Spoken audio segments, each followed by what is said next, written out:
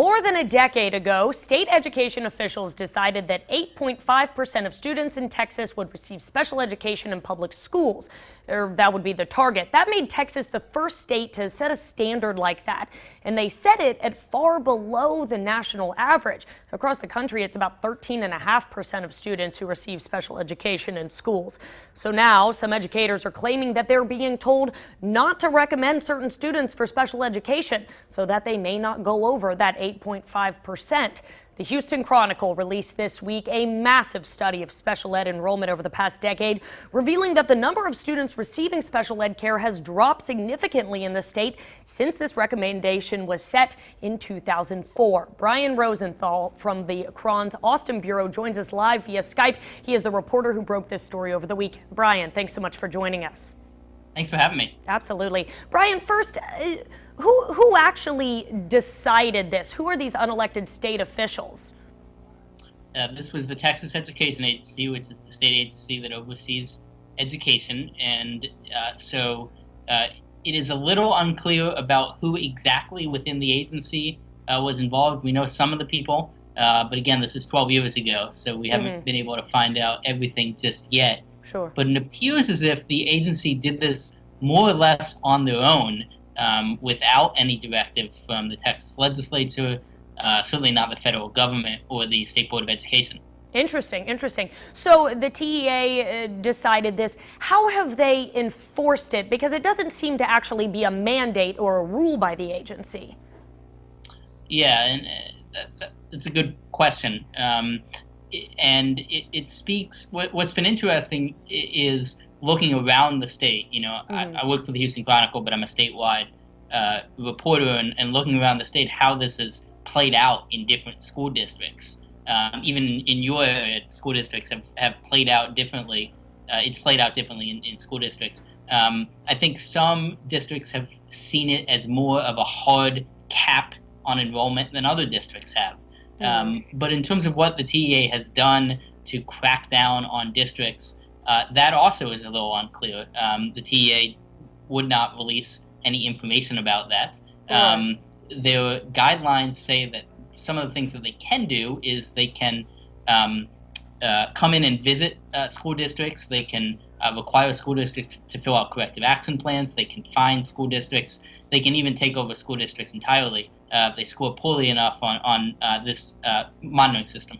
Sure, sure. Your story suggests that this is perhaps a dangerous practice, placing a cap or releasing guidelines or indicators or whatever word the TEA wants to use.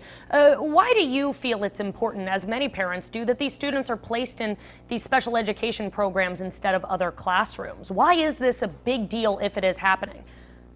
Well, I think what I learned from looking into this is I talked to a lot of parents who were unable to get the help that they need.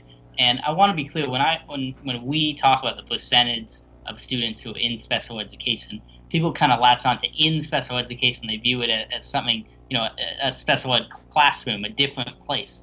In reality, and I didn't know this until I started looking into it, the vast majority of students who are in special education spend almost all of their time in a general education classroom. Only the very severely disabled are in a separate classroom. Most kids spend most of their time in a regular classroom. They just get pulled out for therapies, counseling, tutoring.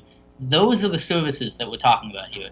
And those services are critical to a student being able to succeed in school, being able to learn, being able to succeed socially, behaviorally, and develop into a full contributing member of society and realize their full potential. Interesting point. Yeah, we're gonna look at some of those local numbers that you referenced. Bryan ISD now enrolls 25.3% fewer kids in special education. This is one of the charts from your story over the weekend. College Station ISD's numbers are not drastic at all. Actually, about 8.8% special ed enrollment in 2004, down to 8.3% last year. We have just about a minute left, but I do want to look at these numbers because these are interesting for our area. The counties surrounding BCS guests tell a different story. Check out some of these. We're looking at Caldwell ISD down 50%, Snook ISD down nearly 50%, Somerville ISD down around 30%, Navasota down around 40%. So really looks like big cuts in special education program availability or use to these students. So we have just about a minute left, but I want to ask one more question. Some people have suggested that, in fact, too many students nationally and historically are placed in special education when really they may have some other issues. They may just be a troublemaker and they kind of just get labeled as such.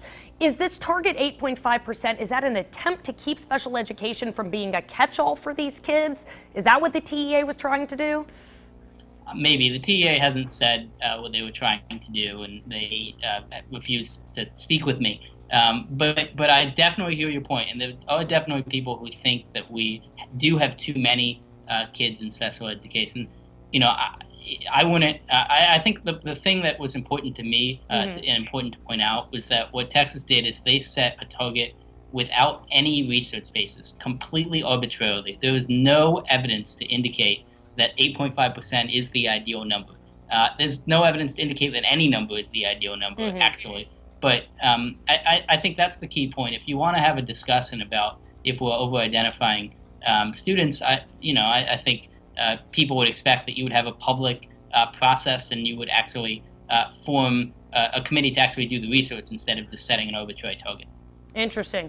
All a great report from you, and we're going to put the link to that full report on our website, kbtx.com, with this story, with this interview right here. Brian, we appreciate you looking into this statewide, and we appreciate you being here with us today to break down those numbers a little bit. Thank you. Thank you.